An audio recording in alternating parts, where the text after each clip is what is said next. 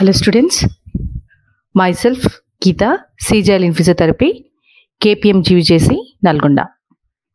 Today I am going to discuss about paper 1, medical and surgical conditions for physiotherapy second year students. Today I am going to discuss about tuberculosis. Now tuberculosis. Ante enti tuberculosis ante క్షయవ్యాధి. Okay, definition. Nirvachanam. It is an infectious disease caused by Mycobacterium tuberculi. So ఇది దేని వల్ల వస్తుంది అంటున్నారు? మైక్రోబాక్టీరియం ట్యూబర్క్యులై అనే bacteria వల్ల ఇది సోకుతుంది. TB is a systemic disease. అంటే ఈ టీబీ అనేది మన శరీరంలో ఏ అవయవానికైనా రావచ్చు. TB mainly affects lungs and next after lungs it is the bones and joints which are most affected and the spine is the most common site. ఇక్కడ ఏమంటున్నాడంటే ఎక్కువగా టీబీ లంగ్స్ని ఎఫెక్ట్ చేస్తుంది. లంగ్స్ తర్వాత బోన్స్ని జాయింట్స్ని అది ఎఫెక్ట్ చేస్తుంది. బోన్స్లో జాయింట్స్లో కూడా ముఖ్యంగా అది ఎఫెక్ట్ చేసేది మన వెన్నుని. Okay, spine. In skeletal TB the primary focus is from elsewhere in the body. ఒకవేళ ఎముకకు కానివ్వండి, కీల్కి కానివ్వండి టీబీ వచ్చినట్లయితే అది ఏంటి అంటే అంతకుముందే మన శరీరంలో ఏదో ఒక అవయవానికి టీబీ సోకి ఉన్నది అని అర్థం. ఓకే, ఆ అవయవం నుండే ఈ బోన్కి కానివ్వండి, జాయింట్కి కానివ్వండి టీబీ అనేది సోకుతుంది. ఓకే, చూడండి, ఒకవేళ మనము టీబీ ఉన్న పేషెంట్స్కి, లంగ్ టీబీ ఉన్న పేషెంట్స్కి కనుక ఎక్స్రే కనుక తీసినట్లయితే చూడండి, కాల్సిఫికేషన్ ఈ విధంగా చూస్తాం, ఒపెసిటీ. ఓకేనా, రైట్. నా మోడ్ ఆఫ్ ట్రాన్స్మిషన్. ఓకే, ఇక్కడ ట్రాన్స్మిషన్ స్పెల్లింగ్ కరెక్ట్ చేసుకోండి. TRANSMISSION. ఓకే, ఏ విధంగా ఈ క్రిములు మన లోపలికి చేరుకుంటాయి? అది గాలి ద్వారా అయినా అయిండొచ్చు, ఫుడ్ ద్వారా అయినా అయిండొచ్చు, లేదా ఇనాక్యులేషన్ ద్వారా అయినా అయిండొచ్చు. అంటే మన బాడీలోకి గుచ్చుకొని పోవడం వల్ల అయినా అయిండొచ్చు. Next coming to types of tuberculosis. Acute miliary, first one. Blood is affected and spreads to spleen, liver, kidney and lymph nodes. ఓకేనా, ఇక్కడ ఏమైతుందంటే అక్యూట్ మిలియరీలో బ్లడ్ ఎఫెక్ట్ అవుతుంది. బ్లడ్ ఎఫెక్ట్ అయ్యి స్ప్లీన్కి, లివర్కి, కిడ్నీకి మరియు లింఫ్ నోడ్స్కి స్ప్రెడ్ అవుతుంది. చూడండి, చిన్న చిన్న స్పాట్స్ అన్ని. Next surgical TB. ఎప్పుడైతే బోన్స్ ఇంకా జాయింట్స్ ఎఫెక్ట్ అవుతాయో అప్పుడు దాన్ని మనం సర్జికల్ టీబీ అని చెప్పేసి అంటాం. ఓకే, చెప్పాను కదా ఇంతకుముందు, సర్జికల్ అంటే బోన్స్ అండ్ జాయింట్స్లో ఎక్కువగా ఎఫెక్ట్ చేసేది దేని? స్పైన్. ఇక్కడ చూడండి, ఒక వర్టిబ్రే ఇన్వాల్వ్ అయింది. ఓకేనా, ఇక్కడ ఏమవుతుందంటే టీబీ స్పైన్లో 1 లేదా 2 వర్టిబ్రే ఇన్వాల్వ్ అవుతాయి. అన్ని వర్టిబ్రే ఇన్వాల్వ్ అవ్వాలని ఏమీ లేదు. నా టీబీ ఎడినోమా. ఇక్కడ ఏమవుతుందంటే lymph nodes are affected. Lymph nodes పైన ప్రభావం చూపుతుంది. Lupus vulgaris. ఇక్కడ ఏమవుతుందంటే స్కిన్ ఈజ్ ఎఫెక్టెడ్. ఇక్కడ చూడండి, చర్మం అంతా ఏ విధంగా ఎర్రపడిందో. రైట్. ఈటియాలజీ. టీబీ రావడానికి గల కారణాలు ఏంటి? దాన్ని మనం ఈటియాలజీ అంటాము. Okay, causes. First one, predisposing factors. ఏవి దానికి దారితీస్తుంది? ఎన్విరాన్మెంట్ అంటే చుట్టూతా ఉన్న అట్మాస్ఫియర్. ఓకేనా, మన చుట్టూతా ఉన్న అట్మాస్ఫియర్. పూర్ హైజీన్ అంటే నీట్గా శుభ్రంగా లేకపోవడం వల్ల. Okay, over crowding. ఇక్కడ ఓవర్ క్రౌడింగ్ అంటే ఏంటి అంటే ఒకే ప్లేస్లో చాలామంది కనుక నివసిస్తున్నట్లయితే ఇక్కడ ఏమవుతుంది? అలా ఉంటే దగ్గినా ఇంకొకరి మీద పడతా ఉంటుంది, తుమ్మినా ఆ పార్టికల్స్ అన్ని వెళ్ళి ఇంకొకరి మీద పడతా ఉంటాయి. ఓకే, లో సోషో ఎకనామిక్ గ్రూప్స్ అంటే ఏంటి అంటే వాళ్ళు ఎకనామికల్గా బాగా లేనప్పుడు, అంటే ఆర్థికంగా మంచిగా లేనప్పుడు. ఓకే, వీళ్ళు ఏమవుతుంది, ఇక్కడ సరి అయిన ఆహారం అనేది తీసుకోరు. ఓకేనా, అందువల్ల ఈ ట్యూబర్క్యులోసిస్ అంటే ఇక్కడ ఏమవుతుంది, సరి అయిన ఆహారం తీసుకోకపోతే వాళ్ళ ఇమ్యూన్ సిస్టమ్ దెబ్బతింటుంది. ఓకేనా, రోగ నిరోధక శక్తి పైన ప్రభావం చూపుతుంది. దానివల్ల వాళ్ళు ఈజీగా, త్వరగా జబ్బులకి లోనవుతారు. మాల్ న్యూట్రిషన్ అంటే సరి అయిన పోషక పదార్థాలు తీసుకోకపోవడం, ఏదో తిన్నామా అంటే తిన్నాం. ఓకేనా, అందులో పోషక పదార్థాలు ఏవి లేకపోవడం. Smoking and alcoholism. ఓకేనా, ఏమంటాడు ఇక్కడ, ఒకవేళ పేషెంట్కి బాగా సిగరెట్ కాల్చే అలవాటు ఉన్నట్లయితే, అలాగే మందు తాగే అలవాటు ఉన్నట్లయితే, ఇక్కడ ఏమవుతుంది, పేషెంట్ బాగా మందు తాగుతూ ఉంటాడు, ఓకే, ఆహారం అనేది సరిగ్గా తీసుకోడు, హైజీన్ అనేది శుభ్రంగా ఉండడం అనేది ఫాలో అవ్వడు. నెక్స్ట్, కొన్ని వ్యాధులు ఉన్నప్పుడు, ఎలాంటివి, డయాబెటీస్ మెలైటిస్ అంటే షుగర్ వ్యాధి ఉన్నప్పుడు. ఓకే, తర్వాత కంజెనైటల్ హార్ట్ డిసీజెస్. కంజెనైటల్ హార్ట్ డిసీజ్ అంటే గుండె యొక్క వ్యాధులు, పుట్టుకతో వచ్చిన గుండె యొక్క వ్యాధులు ఉన్నా కానీ ఏమవుతుంది, ఆటోమేటిక్ ఇక్కడ పేషెంట్ బలహీనంగా ఉంటాడు.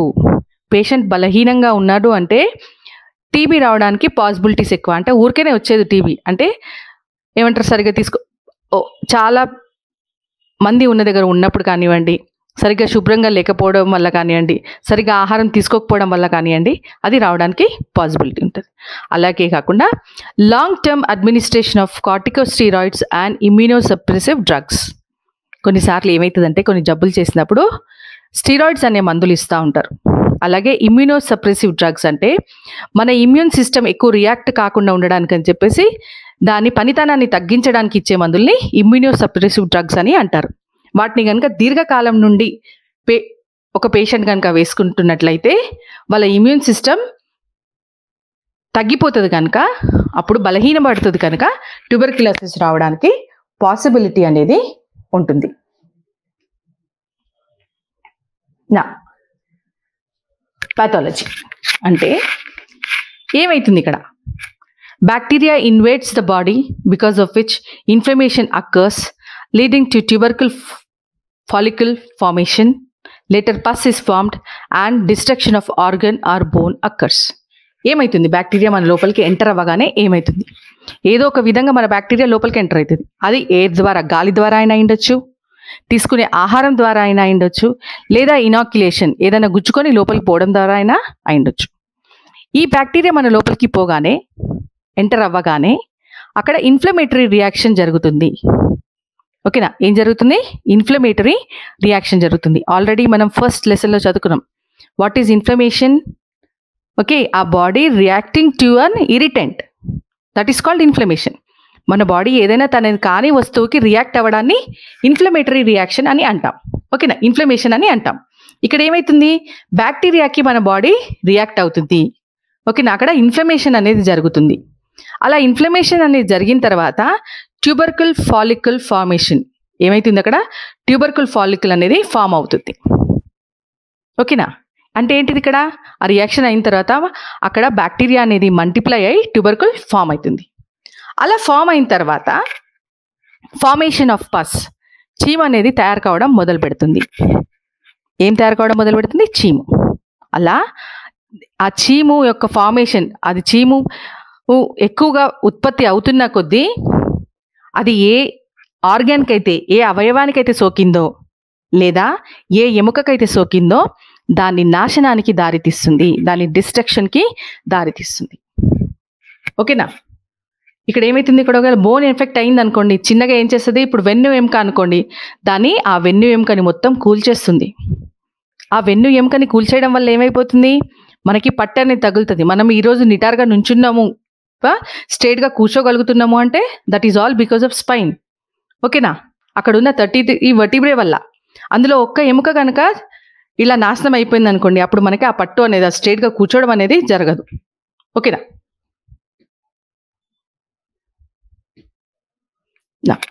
టీబీ సోకినప్పుడు ఎలాంటి లక్షణాలని మనము చూస్తాం. టీబీ సోకినప్పుడు ఎలాంటి లక్షణాలని మనము చూస్తాం, వాటిని ఏమంటాము, క్లినికల్ ఫీచర్స్, వ్యాధి లక్షణాలు, సిమ్టమ్స్ అండ్ సైన్స్. వీటిని ఏమంటాం, క్లినికల్ ఫీచర్స్ అని అంటాం. సిమ్టమ్స్ అంటే ఏంటి, మీకు ఆల్రెడీ ఫస్ట్ లెసన్లో చెప్పాను. సిమ్టమ్స్ అంటే పేషెంట్ చెప్పే సమస్యలను సిమ్టమ్స్ అని అంటాము. డాక్టర్ తనంతలు తాను తెలుసుకునే వాటిని, ఎలిసిట్ చేసే వాటిని సైన్స్ అని అంటాం. ఓకేనా, సో ఫస్ట్ ఇవి చూద్దాం, క్లినికల్ ఫీచర్స్ చూద్దాం. మ్యాలేజ్ అంటే ఏంటి అంటే త్వరగా అలసిపోవడం. ఓకేనా, త్వరగా అలసిపోవడం. తర్వాత వచ్చేసి ఇరిటబిలిటీ. తర్వాత వచ్చేసి ఏంటి, ఇరిటబిలిటీ అంటే చిరాకు పడటం. ఓకే, నెక్స్ట్ వన్ వచ్చేసి లాస్ ఆఫ్ ఎపిటైట్. ఓకేనా, అంటే పేషెంట్కి ఆకలి లేకపోవడం. రైట్, వెయిట్ లాస్ గుర్తుపెట్టుకోండి. ఆకలి లేదు అంటే ఆటోమేటిక్గా పేషెంట్ ఆహారం అనేది సరిగ్గా తీసుకోడు. ఆహారం అనేది సరిగ్గా తీసుకోవడం లేదు అనగానే ఏమవుతుంది, అక్కడ ఆటోమేటిక్గా పేషెంట్కి బరువు అనేది తగ్గుతుంది. Okay, next pyrexia and tachycardia. Pyrexia అంటే ఏంటి, ఫీవర్, జ్వరం రావడం. ఓకేనా, అండ్ టెకికార్డియా అంటే ఇక్కడ గుండె ఎక్కువగా కొట్టుకుంటుంది, దాన్నే టెకికార్డియా అని అంటాం. నెక్స్ట్ సిమ్టమ్ వచ్చేసి నైట్ స్వెట్టింగ్ అంటే రాత్రిపూట చెమటలు పట్టడం. నైట్ స్వెట్టింగ్ అంటే ఏంటి, రాత్రిపూట చెమటలు పట్టడం. తర్వాత ప్రొడక్టివ్ కఫ్, తెలుసు కదా మీకు కఫ్ అంటే. ఓకే, దగ్గు రావడం. కఫ్ అంటే ఏంటి, దగ్గు రావడం. ప్రొడక్టివ్ కఫ్ అంటే దగ్గినప్పుడు తెమ్మడ రావడాన్ని మనం ప్రొడక్టివ్ కఫ్ అని అంటాము. ఓకే, నా హీమోప్టైసిస్. నెక్స్ట్ వన్ వచ్చేసి ఏంటి, హీమోప్టైసిస్. హీమోప్టైసిస్ అంటే తెమ్మడలో రక్తం వచ్చినప్పుడు దాన్ని మనము హీమోప్టైసిస్ అని అంటాము. తర్వాత చెస్ట్ పెయిన్ అంటే ఛాతీలో నొప్పి. ఓకే, దగ్గినప్పుడు ఇది ఎక్కువ అవుతూ ఉంటుంది. రైట్, ఈ ప్రొడక్టివ్ కఫ్, హీమోప్టైసిస్, చెస్ట్ పెయిన్ ఇవన్నీ కూడా మనం లంగ్స్ ఎఫెక్ట్ అయినప్పుడు చూస్తాం. ట్యూబర్క్యులోసిస్ ఏ ఆర్గన్ అయినా ఎఫెక్ట్ అవ్వచ్చు, అవునా. అయితే ఇక్కడ ఏమవుతుంది, ట్యూబర్క్యులోసిస్ లంగ్స్ని ఎక్కువగా ఎఫెక్ట్ చేస్తుంది. తర్వాత కనుక చూసుకున్నట్లయితే లంగ్స్ తర్వాత అది ఎవరినైనా ఎఫెక్ట్ చేయాలి అనుకుంటే అది బోన్స్ అండ్ జాయింట్స్. బోన్స్లో కూడా ఎక్కువగా స్పైన్ని ఎఫెక్ట్ చేస్తుంది. అలాగే డిక్రీజ్ చెస్ట్ మూమెంట్స్ అంటే ఛాతీ యొక్క కదలికలు తగ్గిపోతాయి. ఏమవుతుంది మనకి ఇక్కడ, ఛాతీ యొక్క కదలికలు తగ్గిపోతాయి. తర్వాత డిస్నియా. నెక్స్ట్ సిమ్టమ్ వచ్చేసి ఏంటి, డిస్నియా. డిస్నియా అంటే ఏంటి, డిఫికల్టీ ఇన్ బ్రీదింగ్. డిస్నియా అంటే ఏంటి, డిఫికల్టీ ఇన్ బ్రీదింగ్ అంటే పేషెంట్కి శ్వాస తీసుకోవడంలో ఇబ్బంది అనిపించడాన్ని డిఫికల్టీ ఇన్ బ్రీదింగ్ అని అంటాం. ఓకేనా, తర్వాత ఈ డిస్నియా గురించి మనం మాట్లాడుకుందాం కొద్ది. ఇప్పుడు ఈ డిస్నియా డిఫరెంట్ గ్రేడ్స్లో ఉంటుంది. ఓకేనా, grade 1 dyspnoea, grade 2 dyspnoea, grade 3, grade 4, grade 5. So grade 1 dyspnoea అంటే ఏంటి అంటే ఎప్పుడైతే పేషెంట్ తనకు అలవాటు లేని పనులు చేస్తాడో అప్పుడు కనుక పేషెంట్కి ఆయాసం అనిపించినట్లయితే, శ్వాస తీసుకోవడం ఇబ్బంది అనిపించినట్లయితే అప్పుడు దాన్ని మనం గ్రేడ్ 1 డిస్నియా అంటాం. ఓకేనా, dyspnoea on doing unaccustomed activities is called as grade 1 dyspnoea. అలవాటు లేని పనులు అంటే ఫర్ ఎగ్జాంపుల్ ఇప్పుడు రోజు మనం ఇల్లు దులుపుకుంటామా, లేదు కదా, ఎప్పుడో ఒకసారి 4 నెలలకు ఒకసారి ఎప్పుడో దులుపుకుంటాం. అట్లా దులిపినప్పుడు అలా చాలా పని చేసినప్పుడు డిస్నియా కనుక వచ్చినట్లయితే దాన్ని గ్రేడ్ 1 డిస్నియా అని అంటాం. నెక్స్ట్ వచ్చేసి గ్రేడ్ 2 డిస్నియా. గ్రేడ్ 2 డిస్నియా అని ఎప్పుడు అంటాము అంటే ఎప్పుడైతే పేషెంట్ అలవాటు ఉన్న పనులకి శ్వాస తీసుకోవడంలో ఇబ్బంది అనిపిస్తే అది గ్రేడ్ 2 డిస్నియా. అంటే dyspnoea on doing accustomed activities. ఓకేనా, తనకు అలవాటు ఉన్న పనులు. ఫర్ ఎగ్జాంపుల్ మీకు రోజు కాలేజ్కి ఇంటి నుంచి నడుచుకుంటూ పోయే అలవాటు ఉంటుంది. ఓకేనా, అది మీకు రోజు అలవాటు ఉన్న పనే. కానీ కొన్ని రోజుల తర్వాత ఒకవేళ మీరు అక్కడికి పోయేసరికి శ్వాస తీసుకోవడం మీకు ఇబ్బంది అనిపిస్తున్నట్లయితే అది గ్రేడ్ 2 డిస్నియా. ఓకే, నెక్స్ట్ వచ్చేసి గ్రేడ్ 3 డిస్నియా. గ్రేడ్ 3 డిస్నియా అంటే ఏంటి అంటే పేషెంట్ ఎప్పుడైతే తన రోజువారీ పనులు చేసుకుంటూ ఉంటాడో అప్పుడే పేషెంట్కి ఇబ్బంది అనిపిస్తే దాన్ని గ్రేడ్ 3 డిస్నియా అని అంటాం. అంటే patient is dyspnoeic on doing as daily living activities. అంటే ఏంటవి, బ్రష్ చేసుకోవడం, ఓకే, తన స్నానం చేయడం, బట్టలు వేసుకోవడం, ఓకే, తన ఆహారం తను తీసుకోవడం, ఓకే, ఇవన్నీ తన రోజువారీ పనులు. అవి చేస్తున్నప్పుడే పేషెంట్కి ఇబ్బంది అనిపిస్తే అప్పుడు అది గ్రేడ్ 3. గ్రేడ్ 4 వచ్చేసి రెస్ట్లో ఉన్నప్పుడు కూడా పేషెంట్కి ఇబ్బంది అనిపిస్తే శ్వాస తీసుకోవడం, అప్పుడు మనం దాన్ని గ్రేడ్ 4 డిస్నియా అంటాం. Okay, even on rest if the patient is dyspnoeic then it is set to be grade 4 dyspnoea. Okay, grade 5 dyspnoea అని ఎప్పుడు అంటామంటే వెల్లింకల పడుకున్నప్పుడు కనుక పేషెంట్కి ఇబ్బంది అనిపిస్తే దాన్ని గ్రేడ్ 5 డిస్నియా అంటాం, లేదా ఆర్థోప్నియా అని కూడా అంటాం. ఓకే, ఇది డిస్నియా యొక్క grading. Grade 1 unaccustomed activities, grade 2 accustomed activities, grade 3 dyspnea on doing ADL activities, grade 4 dyspnea on rest, grade 5 dyspnea on lying supine, ఎల్లింకల పడుకున్నప్పుడు. నెక్స్ట్ వచ్చేసి ప్లూరల్ పెయిన్. ఓకేనా, నెక్స్ట్ వచ్చేసి ప్లూరల్ పెయిన్ అంటే లంగ్స్ దగ్గర pain అనేది తెలుస్తూ ఉంటుంది. Radiograph shows cavities and calcification.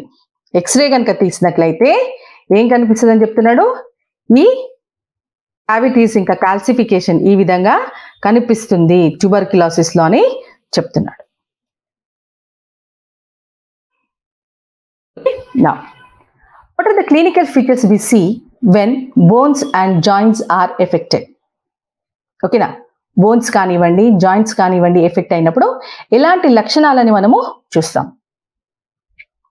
First one వచ్చేసి మసిల్ స్పాజం, అంటే కండరాలు పట్టివేయడం. పట్టివేయడం అంటే ఏంటి, కండరాలు కాంట్రాక్టెడ్ స్టేట్లోకి వెళ్ళిపోతాయి, అంటే బిగుసుకుంటాయి, బిగుసుకొని ఎంతకీ వదలదు. మీరు అంటూ ఉంటారా అవి ఇక్కడ పట్టేసినట్టుంది అని, ఏంటది మసిల్ స్పాజం. ఏమైంది ఇక్కడ, కండరం కాంట్రాక్షన్ స్టేట్లోనే ఉండిపోయింది. ఓకే, తర్వాత టెండర్నెస్. ఓకే, అంటే నొక్కినప్పుడు కనుక అక్కడ నొప్పి వచ్చినట్లయితే దాన్ని టెండర్నెస్ అని అంటాము. Decrease joint range of motion. ఏ కీలైతే ఎఫెక్ట్ అవుతుందో అక్కడ కదలికలను కనుక మనం గమనించినట్లయితే అవి తగ్గిపోతాయి. Stiffness of joint. నెక్స్ట్ ఏంటి, స్టిఫ్నెస్ ఆఫ్ జాయింట్ అంటే కీలు అక్కడ జామ్ అయిపోయినట్టు లేదా బిగుసుకుపోయినట్టు ఫీల్ అవుతూ ఉంటారు. లింబ్ షార్ట్నింగ్ అంటే కాలు యొక్క పొడవులో మార్పు అనిపించడం, తేడా అంటే తగ్గిపోయినట్టు కనిపించడం. ఇక్కడ ఎందుకు అనిపిస్తుంది కాలు పొడవులో మార్పు, ఏదైనా ఒక బోన్కి కనుక టీబీ వచ్చినట్లయితే లేదా జాయింట్కి కనుక టీబీ వచ్చినట్లయితే ఏమవుతుంది, ఆ ఎముక చెడిపోతుంది, కుదేసినట్టు అవుతుంది, సైజ్ చిన్నగా అవుతుంది. అలా మనకి లింబ్ షార్ట్నింగ్ని మనము చూస్తాము. తర్వాత జాయింట్ డిస్లొకేషన్స్ అంటే కీళ్ళు తొలగిపోవడం. ఈ ట్యూబర్క్యులోసిస్ వల్ల ఏమవుతుంది, ఆ కీలులో అంత పస్ జమ అవుతుంది, ఆర్టికులర్ కార్టిలేజ్ దెబ్బతింటుంది, లిగమెంట్స్ దెబ్బతింటాయి, క్యాప్సూల్ దెబ్బతింటుంది. ఓకేనా, దాని చుట్టూతో ఉన్న కండరాలు దెబ్బతింటాయి. దీనివల్ల ఏమవుతుంది, ఆటోమేటిక్గా ఆ కీలులో పట్టు అనేది మనది కోల్పోతాం, అలాగే కీలు యొక్క తొలగిపోవడం అనేది జరుగుతుంది. డిఫికల్టీ ఇన్ వెయిట్ బేరింగ్ అంటే మనం నడిచినప్పుడు ఏమవుతుంది, మన బరువు ఎవరు భరిస్తారో, కాళ్ళు. ఓకేనా, ఒకవేళ టీబీ కనుక ఎముకలకు కానివ్వండి కీళ్ళకు కానివ్వండి సోకినట్లయితే అది మన బరువు తీసుకోవడంలో ఇబ్బంది పడుతుంది. డిఫార్మిటీస్ అంటే వైకల్యాలు చూస్తాం. ఓకేనా, ఒకవేళ స్పైన్ కనుక ఎఫెక్ట్ అయినట్లయితే మనం కైఫోసిస్ అండ్ కోలియోసిస్ అనే వైకల్యాలని చూస్తాం. స్కోలియోసిస్ అంటే ఏంటి, స్కోలియోసిస్ అంటే మన వెన్ను ఒకవైపుకు కనుక వంగిపోయినట్లయితే lateral deviation of spine is called as scoliosis. Okay, kyphosis అంటే ఏంటి, ఫార్వర్డ్ బెండింగ్ పోస్చర్. ఓకేనా, మన థొరాసిక్ స్పైన్ ఏదైతే ఉందో అది ఎక్సెసివ్గా అంటే ఎక్కువగా వంగినప్పుడు దాన్ని మనము కైఫోసిస్ అని అంటాం. ఓకేనా, నెక్స్ట్ వచ్చేసి యాప్సిస్ అంటే ఒక ఊండ్ అవ్వడం, అక్కడ పుండ్ అవ్వడం. Right, next paraplegia and quadriplegia. ఇవి ఎప్పుడు చూస్తామంటే స్పైన్ ఇన్వాల్వ్ అయింది. ఓకే, వర్టిబ్రే మొత్తం కొలాప్స్ అయిపోయినప్పుడు ఆటోమేటిక్గా స్పైన్ పైన ఎఫెక్ట్ పడుతుంది.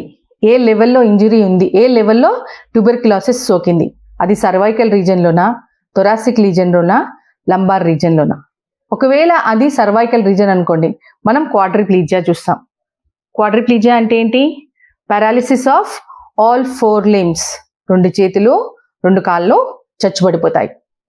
పారాప్లీజియా అంటే paralysis of both the lower limbs, మన 2 కాళ్ళు కూడా చచ్చుబడిపోతాయి. ఎప్పుడు చూస్తాం మనం దీన్ని? ఇది ఈ 2 పారాప్లీజియా కానీ క్వాడ్రిప్లీజియా కానీ ఒకవేళ స్పైన్ ట్యూబర్క్యులోసిస్తో ఎఫెక్ట్ అయినప్పుడు ఇది దాని యొక్క కాంప్లికేషన్. ఓకేనా? ట్యూబర్క్యులోసిస్ని నిర్ధారించాలి అంటే ఏ ఇన్వెస్టిగేషన్స్ చేయాలి? ఓకే, ఫస్ట్ వన్ వచ్చేసి ఎక్స్రే, రైట్, స్పూటం కల్చర్ అంటే తెమ్మడ పరీక్ష, స్పూటం అనాలిసిస్, మాంటాక్స్ టెస్ట్. తెలుసు కదా ఇక్కడ ఏమైతుంది? చిన్నగా కొంచెం బ్యాక్టీరియాని, ఓకేనా, దాని తీవ్రతని తగ్గించిన బ్యాక్టీరియాని మన లోపలికి పంపించడం జరుగుతుంది. ఇంజెక్షన్ ద్వారా దాన్ని చిన్నగా మార్క్ చేసుకుంటారు. అక్కడ ఏమన్నా రియాక్షన్ అయిందా చూస్తారు. ఓకేనా, ఇన్ఫ్లమేటరీ రియాక్షన్ ఏమైనా అయిందా చూస్తారు. దాంతోనే నిర్ధారించుకోబడుతుంది పేషెంట్కి టీబీ ఉందా లేదా అన్నది. Next acid fast bacilli test. ఈ మైక్రోబాక్టీరియం ట్యూబర్క్యులై అనేది ఏంటి అంటే యాసిడ్ ఫాస్ట్ బాసిల్లై. ఓకేనా, ఆ టెస్ట్ చేసి దాన్ని నిర్ధారించుకుంటారు. అలాగే టోటల్ లూకోసైట్ కౌంట్ తీసుకోబడుతుంది, డిఫరెన్షియల్ లూకోసైట్ కౌంట్ తీసుకోబడుతుంది. అలాగే ఈఎస్ఆర్, ఎరిథ్రోసైట్ సెడిమెంటేషన్ రేట్, ఇది ఒక బ్లడ్ టెస్ట్. ఇందులో ఏంటి అంటే ఇన్ఫెక్షన్ ఉన్నప్పుడు ఈ ఈఎస్ఆర్ వాల్యూస్ అనేవి మనకి పెరిగి ఉంటాయి. ట్రీట్మెంట్. ఓకే, మెడికల్ ట్రీట్మెంట్ అంటే ఏంటి? ఇక్కడ ఎలాంటి మందులు ఇస్తారు? ఓకే, ఫస్ట్ వచ్చేసి యాంటీ ట్యూబర్క్యులర్ డ్రగ్స్ ఇవ్వడం జరుగుతుంది. ఓకే, యాంటీ ట్యూబర్క్యులర్ డ్రగ్స్ ఏంటవి అంటే రిఫాంపిసిన్, ఇథాంబ్యూటాల్, ఐసోనేజెట్ అండ్ పాస్. తర్వాత అలాగే యాంటీబయోటిక్స్ ఇవ్వడం జరుగుతుంది.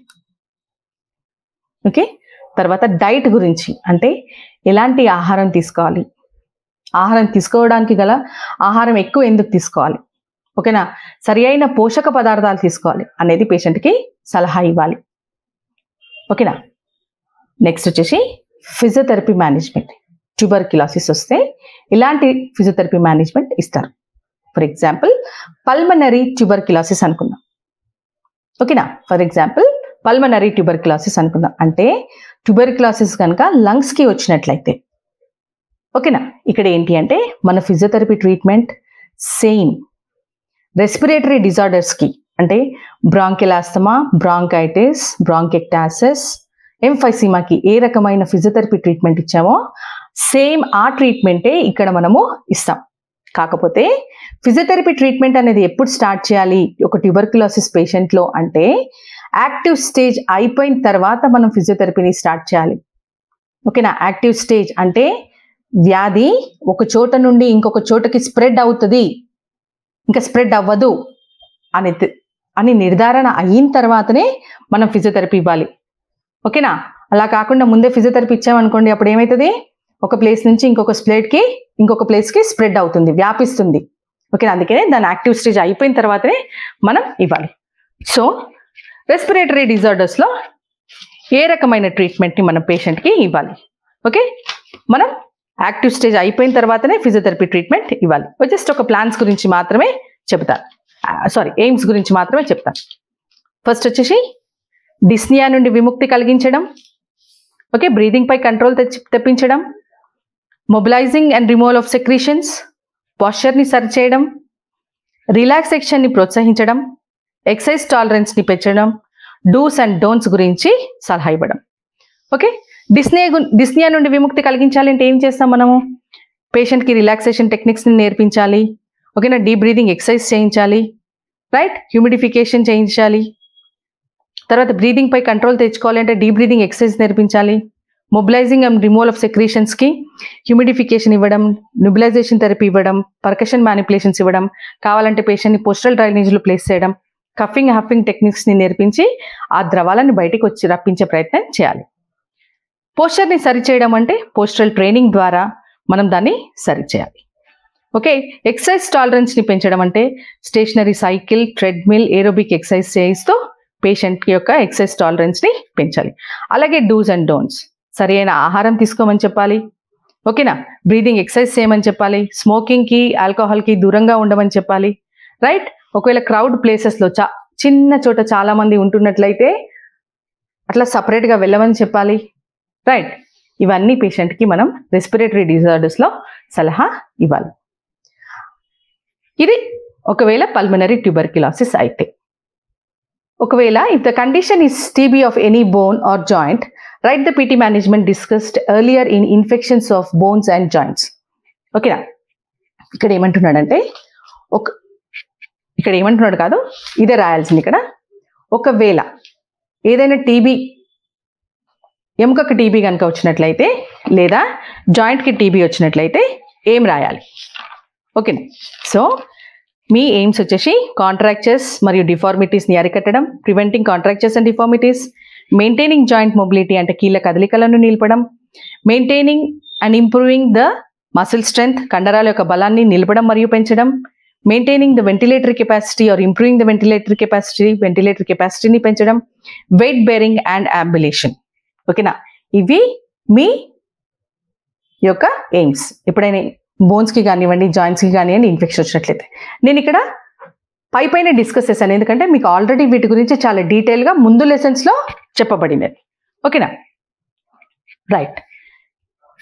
సో కాంట్రాక్చర్స్ అండ్ డిఫార్మిటీస్ని అరికట్టాలి అంటే ఏం చేయాలి? ఆ జాయింట్ని మనం ప్రాపర్గా పొజిషన్ చేయాలి, స్ప్లింట్లను వాడాలి, స్ట్రెచ్చింగ్ ఎక్సర్సైజ్ చేయాలి, రెగ్యులర్గా పేషెంట్తో యాక్టివ్ ఎక్సర్సైజెస్ని చేయించాలి. జాయింట్ మొబిలిటీని నిలపాలి అంటే యాక్టివ్ ఎక్సర్సైజ్ని చేయించాలి. ఇవన్నీ కూడా మనం డిజీజ్ యొక్క యాక్టివ్ స్టేజ్ అయిపోయిన తర్వాతే స్టార్ట్ చేయాలి. కండరాల యొక్క బలం పెంచాలి అంటే రెసిస్టెడ్ ఎక్సర్సైజ్ చేయించాలి. వెంటిలేటరీ కెపాసిటీని పెంచాలి అంటే బ్రీదింగ్ ఎక్సర్సైజ్ కానివ్వండి, ఇన్సెంటివ్ స్పైరోమీటర్ని చేయించాలి. వెయిట్ బేరింగ్ అండ్ అంబులేషన్ అంటే చూసుకోవాలి, ఏమన్నా స్ప్లింట్స్ అవసరం ఉంటే వాటి వేయాలి, ఏమన్నా ఆర్థోసిస్ అవసరం ఉంటే వాటిని వాడి మనం పేషెంట్ని వీలైనంత త్వరగా నడిచేలా చూసుకోవాలి. ఓకేనా, ఇదంతా కూడా ట్యూబర్క్యులోసిస్ గురించి. రైట్, మీకు క్వశ్చన్స్ ఏ విధంగా వస్తాయి? డిఫైన్ ట్యూబర్క్యులోసిస్ అని రావచ్చు, లేదా ఒక ఎస్సే క్వశ్చన్ వచ్చేసి define tuberculosis, write the aetiology and clinical features in detail. Write the clinical features and aetiology in detail. అప్పుడు మీరు ఆ ట్యూబర్క్యులోసిస్ రావడానికి గల కారణాలు ఏవైతే ఉన్నాయో అవి డీటెయిల్గా రాయండి. ఓకే, వాటి యొక్క వ్యాధి లక్షణాలు ఏంటో అవి డీటెయిల్గా రాయండి. ఫర్ ఎగ్జాంపుల్ పల్మనరీ ట్యూబర్క్యులోసిస్ అని చెప్పేసి క్లినికల్ ఫీచర్స్ అడిగారు అనుకోండి, పల్మనరీ ట్యూబర్క్యులోసిస్ అంటే లంగ్స్కి సంబంధించిన క్లినికల్ ఫీచర్స్ మాత్రమే రాయండి. అదే ఒకవేళ బోన్కి స్కెలిటల్ టీబీ గురించి అడిగినారు అనుకోండి, బోన్కి సంబంధించిన క్లినికల్ ఫీచర్స్ మాత్రమే రాయాలి. ఓకేనా, పీటీ మేనేజ్మెంట్ అడిగితే మీరు ఖచ్చితంగా మెన్షన్ చేయాలి, ఏమని? PT should be started only after the active stage is over. ఆ తర్వాతనే మనం పీటీ మేనేజ్మెంట్ అనేది స్టార్ట్ చేయాలి. ఓకే, ఎందుకు అంటే డిజీజ్ స్ప్రెడ్ అవ్వడానికి పాసిబిలిటీ ఉంటుంది కనుక దాన్ని అరికట్టడానికి మనము యాక్టివ్ స్టేజ్ అయిపోయిన తర్వాత దాన్ని మనం స్టార్ట్ చేస్తాం. ఇంకొకటి, యాజ్ ఎ పార్ట్ ఎప్పుడైనా ట్యూబర్క్యులోసిస్ పేషెంట్కి ట్రీట్మెంట్ ఇస్తున్నట్లయితే make sure that the patient is taking the medicine regularly, he is not stopping those medication in between. ఓకేనా, మీరు చూసుకుంటూ ఉండాలి పేషెంట్ రెగ్యులర్గా టాబ్లెట్స్ వేసుకుంటున్నారా లేదా. ట్రీట్మెంట్కి ఎలాగో మన దగ్గరకు వస్తారు కదా, వేసుకున్నారా గోళీలు అని అడగాలి. ఇంకొకటి, పేషెంట్కి చాలా క్లియర్గా చెప్పాలి, ట్రీట్మెంట్ పీరియడ్ అయిపోయేంత వరకు ఖచ్చితంగా మెడికేషన్ని మధ్యలో ఆపొద్దు. మెడికేషన్ మధ్యలో ఆపితే కనుక ఈ జబ్బు తిరిగి మళ్ళీ వస్తుంది, అప్పుడు తగ్గిపోవడానికి చాలా ఇబ్బంది పడతారు అని చెప్పాలి. Okay, thank you.